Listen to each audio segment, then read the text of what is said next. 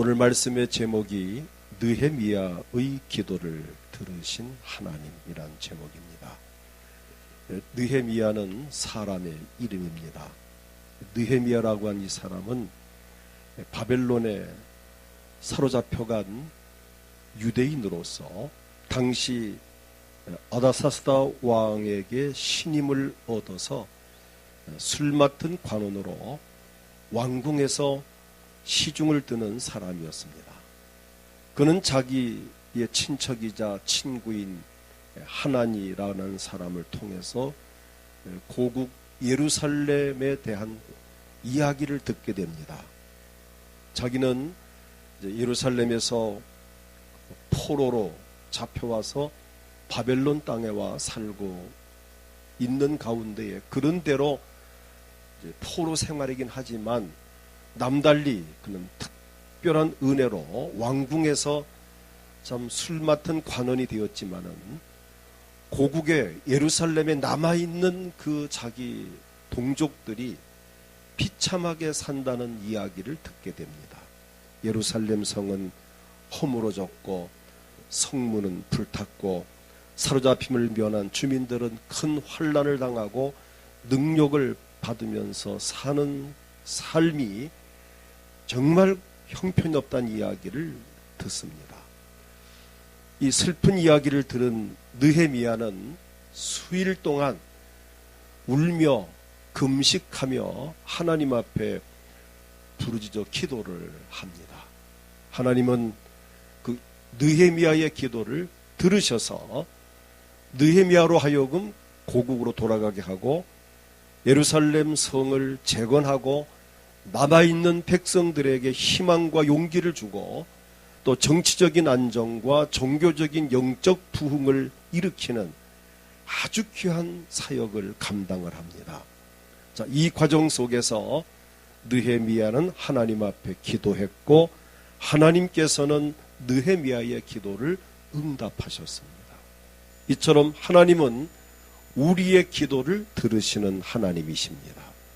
오늘 말씀 느헤미야의 기도를 들으신 하나님은 저나 여러분들의 기도도 들으신다는 것을 전제하고 이 말씀을 통해서 함께 복을 받기를 원합니다. 첫째로 느헤미야가 기도하게 된 동기입니다. 그가 기도하길 수 있었던 동기는 동족의 아픔을 위해서 기도를 합니다. 바벨론에 살고 있는 느헤미야는 비교적 안정된 삶을 살았습니다. 포로로 잡혀가긴 했지만 그래도 왕궁에서 술 맡은 관원이 되었기에 왕의 신임도 얻었고 넉넉한 삶을 살았습니다. 그러나 예루살렘에 남아있는 자기 동족들은 정말 비참한 삶을 사는 것을 봅니다. 오늘 본문 느헤미야 1장 3절을 보면은 그들이 내게 이르되 사로잡힘을 면하고 남아있는 자들이 그 지방 거기에서 큰 환난을 당하고 능욕을 받으며 예루살렘 성은 허물어지고 성문들은 불탔다 하는지라. 이 소식을 들은 느헤미야는 여러 날 동안 슬퍼하며 하나님 앞에 금식하며 기도를 합니다. 그리고 그는 자신이 받은 은혜를 감사하면서 기도했습니다. 느헤미야는 안정된 삶을 살고 있지만 그러나 그 동족들의 아픔을 참아볼 수 없는 그 느헤미야의 마음을 오늘 우리가 배워야 합니다. 오늘 여러분 나 하나 구원받았고 또 나 하나 은혜를 입었고 나 하나 편하게 살고 또 다시 말해서 나는 구원받았고 우리 가정은 또 복을 받았고 행복하게 산다고 해서 우리가 무조건 안심할 것이 아니라 아직 구원받지 못한 내 가족이 있다면 그를 위해서 기도해야 되고 어떤 일로 인해서든 간에 불행하게 살고 있는 주변 사람들을 위해서 우리는 기도를 해야 한다는 것입니다. 물론 느헤미야는 본인의 삶은 문제가 없습니다. 왜? 안정되어 있으니까. 하나님을 잘 섬기니까. 좋은 직장을 갖고 있으니까. 느헤미야 본인은 그렇게 답답한 일이 없습니다. 그런데 자기의 나라, 고국, 자기 동족을 생각하면 마음이 슬픈 것입니다. 이것이 바로 그리스도의 마음입니다. 오늘 여러분 가운데는 전혀 걱정도 없고 근심도 없고 구원받았고 하나님 은혜 가운데 살고 생활 안정되었고 좋은 직장, 좋은 돈 사업을 하고 있고 이만하면 됐다. 나는 참 행복하다라고 자부심을 갖는 분도 계실 것입니다. 그렇다고 해서 우리가 그것으로서 내 삶을 다 산다고 생각하면 곤란합니다. 우리는 나 아닌 또 다른 사람의 아픔을 나의 아픔으로 여기고 다른 사람의 불행을 내 불행으로 생각을 하고 가깝게 내 가족, 믿지 않는 가족과 형제들, 좀 더 가깝게 내 직장 동료 혹은 친구, 거래처, 좀 더 큰 범위에서는 이 나라, 이 민족을 우리가 생각해 본다면 우리가 하나님 앞에 기도할 일이 한두 가지가 아닙니다. 특별히 우리는 다음 세대를 위해서 기도해야 됩니다. 우리나라가 지금 심각한 위기에 지금 처해 있습니다. 성인들이 결혼을 하지 않으려고 하고 또 결혼은 해도 자녀를 낳지 않으려고 하고 또 낳아도 하나만 겨우 낳아서 그냥 키우려고 하고 하다 보니까 점점 인구가 줄어갑니다. 앞으로 얼마 후면 대한민국은 인구가 끊어진다는 통계가 나와 있습니다. 물론 이 좋은 땅이니까 타민족이 외국인 들어와 살겠지만 이런 추세로 가면은 앞으로 얼마 후면은 한국은 없어지는 비극을 맛보게 됩니다. 노인 인구 늘어나고 젊은 세대는 줄고 아이들은 태어나지 않고 우린 정말 나라와 민족을 위해서 기도해야 합니다. 우리 가족과 이웃을 위해서 좀 느헤미야의 마음을 우리에게 달라고 우린 기도해야 합니다. 느헤미야 기도는 나라와 민족을 위한 기도였습니다. 또 그가 기도할 수 있었던 또 하나 동기는 하나님의 약속을 믿었기 때문이었습니다. 느헤미야의 기도는 허공을 치는 기도가 아닙니다. 하나님 말씀을 근거한 기도였습니다.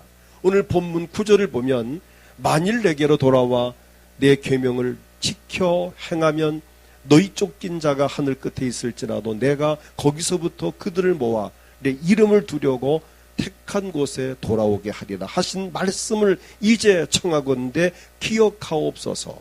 하나님 옛날 모세에게 말씀하신 대로 우리가 비록 죄를 범했더라도 그러나 하나님께 회개하고 돌아와 계명을 지켜 행하면 회복시키신다는 그 말씀대로 주여 이 민족 이 백성들을 회복시켜 주시옵소서.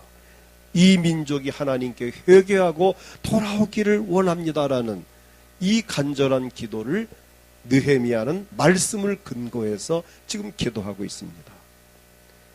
성경은 우리에게 약속했습니다.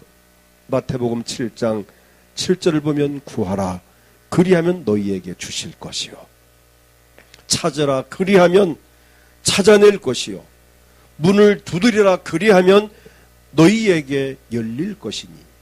자, 이런 말씀을 근거해서 우리가 하나님 앞에 기도해야 합니다.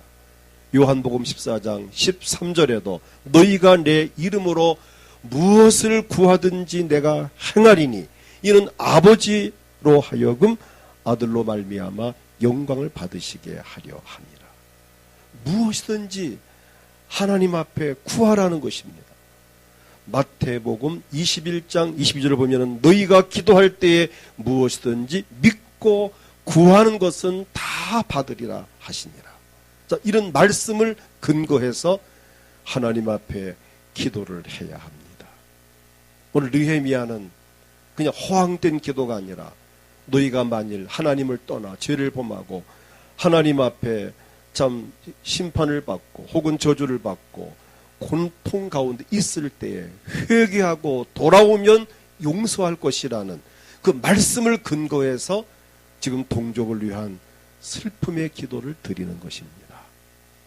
그런데 그보다 더 중요한 것은 느헤미야는 내가 기도할 때 이 기도를 들으실 하나님은 이런 하나님이다 라고 하는 느헤미야가 믿은 하나님.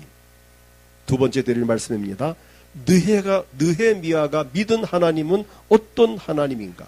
5절에 보면은 하늘에 계신 하나님이라고 믿었습니다. 자, 5절을 함께 읽겠습니다. 이르되 하늘의 하나님 여호와 크고 두려우신 하나님이 주를 사랑하고 주의 계명을 지키는 자에게 언약을 지키시며 긍휼을 베푸시는 주여 간구하나이다. 하늘의 하나님이라고 표현했습니다. 느헤미야는 하나님을 하늘에 계시는 하나님으로 믿었습니다. 무엇을 의미합니까?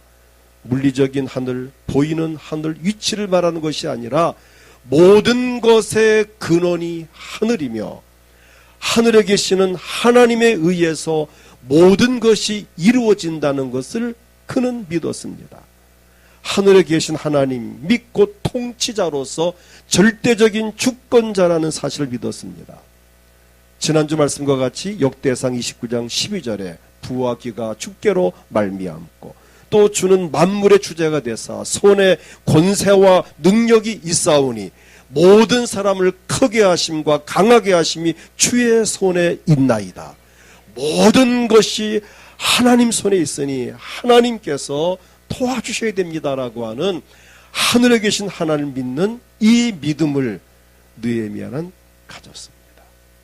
그 다음에는 크고 두려우신 하나님으로 믿었습니다. 역시 5절입니다. 이르되 하늘의 하나님 여호와 크고 두려우신 하나님이요. 원문에서 크고란 이 단어를 가돌이란 단어를 썼습니다. 위대하다, 크다는 뜻입니다. 우리 하나님은 하늘에 있는 천사들이나 땅에 있는 왕들이나 이 세상의 모든 것을 능가하시는 분이십니다. 이 세상의 어떤 세력도 하나님을 능가할 수 없습니다. 전지전능하신 분이십니다. 무엇이든지 못 이루실 것이 없는 전능자십니다. 그러므로 우리의 모든 문제를 능히 해결하실 수 있는 하나님으로 믿었기 때문에 느헤미야는 하나님께 도움을 구하는 기도를 했습니다. 여러분, 현재 어떤 문제를 가지고 계십니까? 크고 두려우신 하나님 앞에 기도하십시오. 모든 문제를 능히 해결할 수 있는 전능자 하나님이십니다. 그 다음 그는 언약을 지키시는 하나님으로 믿었습니다. 역시 5절입니다. 주를 사랑하고 주의 계명을 지키는 자에게 언약을 지키시며 라고 합니다. 하나님은 우리에게 많은 언약을 하셨습니다. 그 중에 대표적인 언약이 믿는 자에게 구원을 주겠다고 하셨고, 그리고 행하는 자에게 행한 대로 복을 주실 것을 약속하셨고, 순종하는 자에게 사랑을 베푸실 것을 약속하셨고, 그리고 기도하는 자에게 응답할 것을 약속하셨습니다. 하나님은 사람과 달리 모든 언약을 지키시는 인격적이신 하나님이십니다. 느헤미야는 언약을 지키시는 하나님의 인격을 믿었기 때문에 금식까지 해가면서 그는 기도했습니다. 오늘 여러분, 믿음이 오면 기도하십시오. 언약을 지키시는 자에게 복 주시는 하나님을 믿는다면, 주의 계명을 지키는 자에게 언약을 이루실 주를 믿는다면 주의 계명을 지키면서 그분에게 기도할 때에 약속된 대로 하나님은 우리에게 복을 주십니다. 그 다음 그는 긍휼을 베푸시는 하나님으로 믿었습니다. 역시 5절입니다. 언약을 지키시며 긍휼을 베푸시는 주여 간구하나이다 라고 5절 끝에 말씀합니다. 우리 하나님은 긍휼을 베푸시는 분이십니다.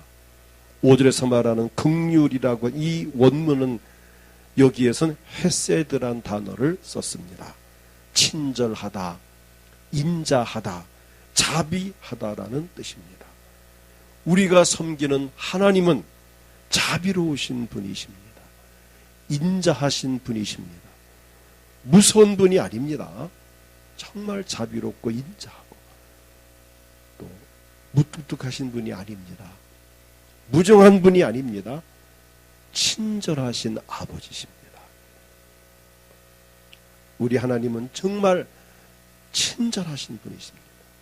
오늘 새벽기도 말씀 보았지만은 하나님은 얼마나 구체적으로 우리를 사랑하시는지 정말 하나님은 친절하신 분이십니다. 우리가 무엇을 구해도 거절하지 아니하시는 우리의 아버지십니다. 본문 5절에 주를 사랑하고 주의 계명을 지키는 자에게 언약을 지키시며 긍휼을 베푸신다고 하셔. 이 약속된 긍휼뿐 아니라 그 이상의 것도 베푸시는 주님이십니다. 주를 사랑하고 주의 계명을 지키는 자들에게는 아무리 많은 긍휼을 베풀어도 지나치지 않는 것입니다. 하나님은 저나 여러분들에게 한없는 긍휼을 베푸시는 주님이십니다. 그리고 그는 기도에 응답하시는 하나님으로 믿었습니다. 11절을 보게 되면 주여 구하오니 귀를 기울이사 종의 기도와 주의 이름으로 경외하기를 기뻐하는 종들의 기도를 들으시고, 자기가 하나님 앞에 기도하면 하나님께서 들으실 것을 믿었기 때문에 그는 기도했습니다. 느헤미야가 기도할 용기가 생긴 것은 자신이 기도할 때 하나님이 들으실 것을 확신했기 때문입니다. 느헤미야 기도한 그 내용은 이렇습니다. 주여 구하오니 귀를 기울이사 종의 기도와 주의 이름 경외하기를 기뻐하는 종들의 기도를 들으시고 오늘 종이 형통하여 이 사람들 앞에 은혜를 입게 하옵소서 하였나니 그때 내가 왕의 술관에 되었다. 다시 말하면 내가 왕을 찾아가서 왕께 내가 도움을 구하려고 하는데, 하나님, 내가 왕을 만나서 우리 동족을 살려달라고, 예루살렘 성이 무너졌는데 이것을 재건할 수 있게 해달라고 자기가 왕에게 상신을 하겠다는 겁니다. 내가 왕 앞에 설 때에 이 사람들 앞에서 은혜를 입게 하옵소서. 내가 왕 앞에 설 때 왕의 마음을 감동시켜 주셔서 자신이 요구하는 바를 허락받을 수 있도록 하나님 왕의 마음을 움직여 주십시오. 지금 느헤미야는 힘이 없습니다. 자기는 그저 왕궁의 한 관리일 뿐이지 자기가 예루살렘에 가서 민족을 어떻게 할 능력이 없습니다. 그러나 왕이 자기를 보내주고 왕이 협력해 준다면 된다라는 확신이 있어서 대단한 믿음입니다. 그래서 그는 왕 앞에 서기를 위해서 기도하고, 하나님, 내가 왕 앞에 서서 내 사정 이야기할 때 왕의 마음을 감동시켜서 내가 요구한 것을 허락받도록 도와주십시오. 이 기도를 느헤미야가 지금 하고 있는 것입니다. 어떻게 됐을까요? 세 번째, 응답하시는 하나님이십니다. 하나님은 즉시 응답하셨습니다. 우리 하나님께서 어떤 기도는 즉시 응답하십니다. 제 경험으로 봐도 하나님께서 급할 때는 급하게 응답하십니다. 급할 때는 급하게 응답하십니다. 이 성전을 88년도에 성전을 건축할 때 참 정말 막막했었습니다. 돈이 있는 상태가 아닌, 돈도 없으면서 28,000원 재정이 전부였는데 그 돈 가지고 1억 6,100만 원 이 건물을 사서 또 거의 또 5천만 원 들여서 또 증축을 이제 그 당시에 합니다. 돈을 몽땅 빌려다가 잔금을 치렀습니다. 이자는 계속 나가면서 또 자재를 사다 증축을 해야 됩니다. 피가 마른다는 말이 전 그때 체험을 합니다. 근데 기도하면 하나님은 그때마다 하나님은 허락하셨습니다. 은행 마감 시간 직전에 허락하셨고, 하루 전에 허락하셨고, 아마 그 당시에 그 절박했던 상황을 여기 아시는 분은 몇 분 계시지 않습니다. 지금 우리 손진철 장로님께서 정말 눈물로 밤을 새워가며 기도하면서 정말 애를 쓰였습니다. 근데 분명한 것은 하나님은 그때마다 제가 말한 대로 급할 때는 급하게 응답하시더라. 오늘 느헤미야도 하나님께서 급하게 응답하셨습니다. 자, 2장 2절을 보면 느헤미야가 평소같이 왕에게 포도주를 따로 드리려고 들어갔는데 왕이 느헤미야에게 묻습니다. 무슨 근심이 있느냐라고 묻습니다. 내가 어찌하여 병이 없거늘 어찌하여 얼굴에 수심이 있느냐? 느헤미야야, 너 무슨 일이 있느냐라고 왕이 먼저 묻습니다. 이는 필연 내 마음에 근심이 있음이로다 하더라 하면서 너 무엇 때문에 근심하는가 말을 하라, 이런 뜻이잖아. 이때 내가 크게 두려워하여 구체적으로 왕에게 부탁을 합니다. 왕이여. 7절을 보게 되면 2장 7절을 보니까 내가 왕에게 아뢰되어 만일 좋게 여기시거든 강 서쪽 총독들에게 내리시는 조서를 내게 주사 나를 응답하여 용납하여 유다에 들어가기까지 통과하게 하시고. 지금 자기 동족이 어려움 속에 있고, 이때의 이 왕은 그 바빌론 나라가 그 전체를 점령하는 이스라엘 나라까지 점령을 했기 때문에 거기에 총독을 보내서 그 나라를 섭정을 하고 있습니다. 그러니까 이스라엘 나라도 왕의 관 아래에 있는 것입니다. 왕이여, 우리 동족이 비참하게 지금 고통 중에 있고 예루살렘 성벽은 무너졌는데 나를 보내어 그 성벽도 재건하고 우리 동족들에게 좀 용기와 희망을 주어서 예루살렘이 좀 활기차게 좀 하고 싶습니다. 이런 이야기를 했습니다. 놀라운 것은 하나님은 구체적으로 응답하셨다고 하는 사실입니다. 느헤미야는 하나님 앞에 구체적으로 기도했고 하나님께서 왕을 통하여 구체적으로 응답을 하셨는데 그 구체적인 내용이 뭡니까? 그가 첫 번째 구한 것은 강 서쪽에 있는 총독들에게 명령하여 나에게 통행증을 발급해 줄 것을 요구합니다. 7절에 저 총독들에게 조서를 내려주셔서 나에게 통행증을 끊어주셔서 내가 그 땅을 통과하여 강을 건너 예루살렘을 가게 해 주십시오. 왕이 허락했습니다. 그 다음 또 용기를 냅니다. 8절을 보면은 살림 감독 아삽에게 조서를 내리사 그가 성전에 속한 영문의 문과 성곽과 내가 들어갈 집을 위하여 들보로 쓸 제목을 내게 주게 하옵소서.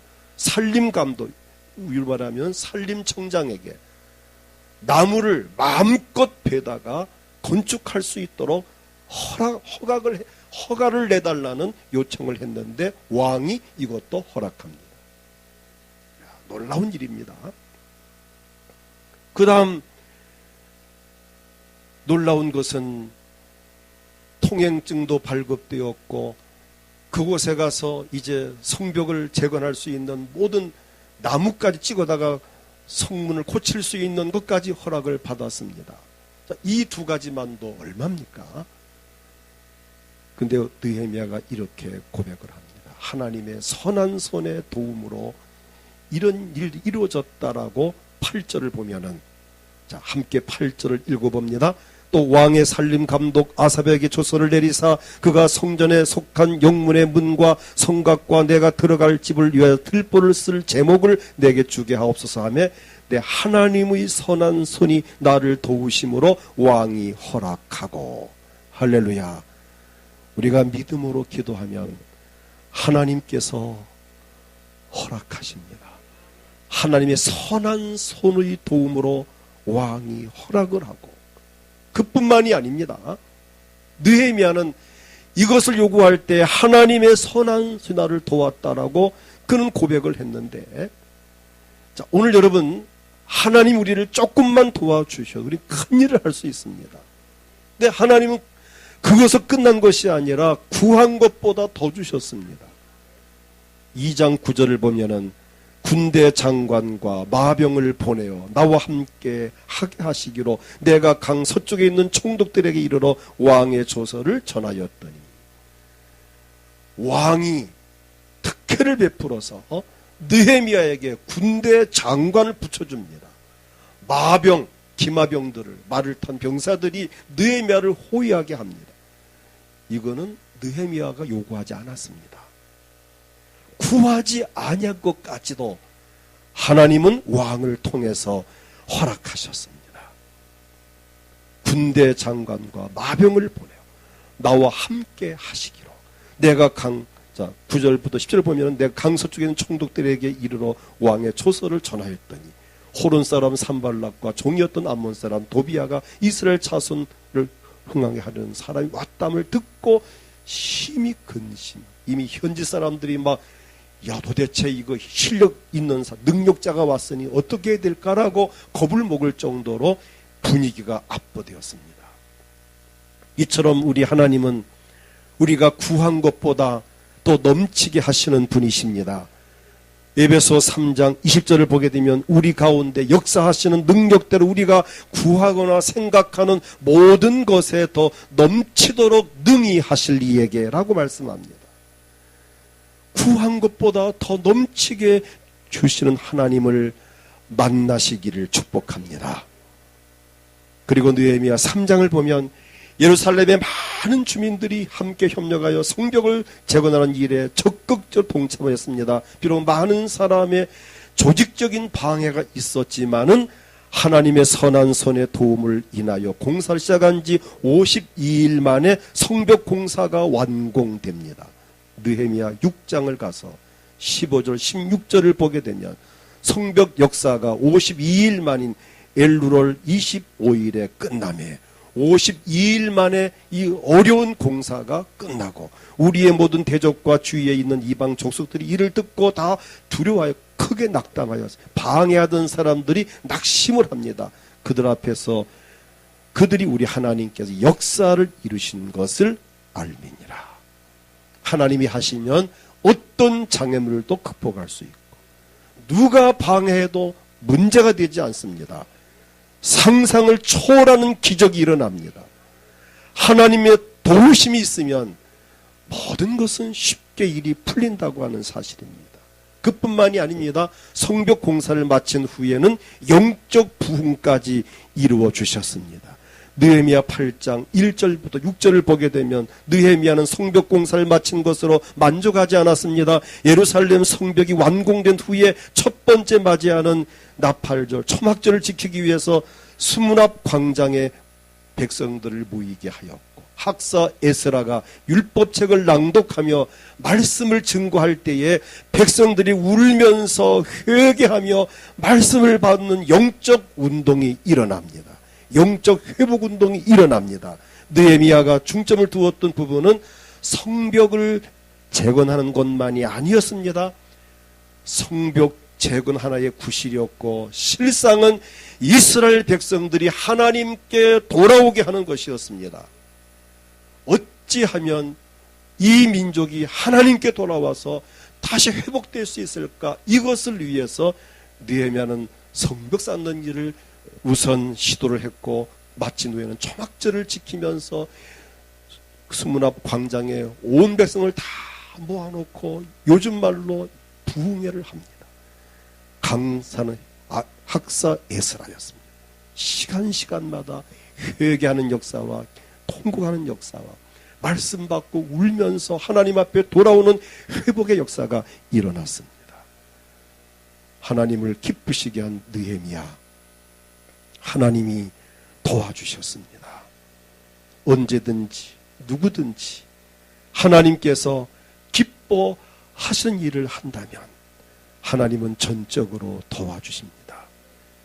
이처럼 조직과 행정에 능할 뿐 아니라 믿음의 사람이요 기도의 사람인 느헤미야를 통해서 예루살렘 성벽이 재건되고 바벨론 포로로 잡혀간 이스라엘 사람들이 다시 고국에 돌아와서 첫 번째 맞은 나팔절에 수문앞 광장에 모여서 절기를 지키면서 영적 회복 역사가 일어났습니다. 느헤미야의 기도를 들으신 하나님은 우리의 기도도 들으십니다. 그러므로 본인은 물론 이제 가족을 위해서, 이웃을 위해서, 교회를 위해서, 나라와 민족을 위해서 기도하기를 소원합니다. 느헤미야 한 사람의 기도가 이스라엘 나라의 새로운 역사가 시작되었습니다. 이처럼 한 사람의 기도가 중요합니다. 오늘 나 한 사람의 기도가 내 가족을 살릴 수 있습니다. 우리 가족이 다 기도 못하더라도 여러분 가족 식구 중에 한 사람만이라도 정말 살아있고 성전에 와서 울며 기도한다면 그 가정은 반드시 회복됩니다. 한 사람의 기도가 중요합니다. 교회도 마찬가지입니다. 한 사람의 기도가 필요합니다. 여러분 직장도 회사도 다 그 누군가가 한 사람이 거기에서 소금이 되고 빛이 된다면 그 회사에는 변화가 일어나게 되어 있습니다.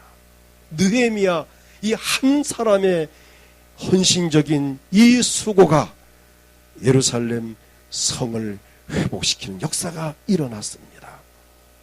아담 한 사람의 범죄로 온 인류가 죄인 되었고 아담 이후에 모든 사람이 지은 죄와 허물을 사하시려고 오신 예수님 십자가 위에 흘린 그 한 사람 예수 그리스도 한 사람의 그 피가 오늘 우리 죄와 허물을 사하여 주셨고 용서받고 구원을 받았습니다. 아담 한 사람 때문에 인류가 망했고 예수님 한 분 때문에 인류가 사는 역사가 나타났다면 여러분 한 분 한 분 역할이 중요하다는 것입니다. 아담 역할을 할 것인가 예수님 역할을 할 것인가. 아담 때문에 인류가 망했으나 예수님 때문에 망했던 인류가 다시 구원의 길이 열렸다면 오늘 여러분 한 사람 한 사람이 가정을 살리고 교회를 살리고 회사를 살리고 민족을 살리는 이 일에 쓰임받기를 주의 이름으로 축복합니다. 시편 50편 15절 보면은 환난 날에 나를 부르라 내가 너를 건지리니 내가 나를 영화롭게 하리로다. 예레미야 33장 3절에도 너는 내게 부르짖어라 내가 내게 응답하겠고 내가 알지 못하는 크고 은밀한 이 일을 내게 보이리라고 말씀하셨습니다. 그러므로 우리는 나 하나의 중요성을 절감하고 느헤미야와 같은 심정을 갖고 자신과 가정과 이웃과 교회와 나라와 민족을 위해서 기도하는 삶을 살아갈 수 있기를 축복합니다. 우리 이 시간도 이 말씀 붙들고 한번 통성으로 기도할 때에 하나님 나 한 사람 역할이 얼마나 중요한 것을 느헤미야를 통해서 배웠습니다. 주여 오늘 내가 우리 가족을 위해서 기도하는 사람 되기 원합니다. 우리 교회를 위해서 느헤미야의 심정으로 기도하는 사람 되기 원하고 이 사회를 위해서 나라와 민족을 위해서 느헤미야의 심정을 가지고 기도하기 원합니다. 원할 뿐 아니라 이 시간 실제로 기도할 기회를 드리겠습니다. 오늘 구체적으로 자신을 위해서 가족을 위해서 교회를 이 나라 이 땅의 다음 세대가 살아가기 위해서 이 민족이 하나님께 회개하고 돌아와 구원받고 복을 받기 위해서 또 이 시간 각자 원하는 소원을 놓고 주여 크게 부르고 통성으로 기도합니다. 주여 하나님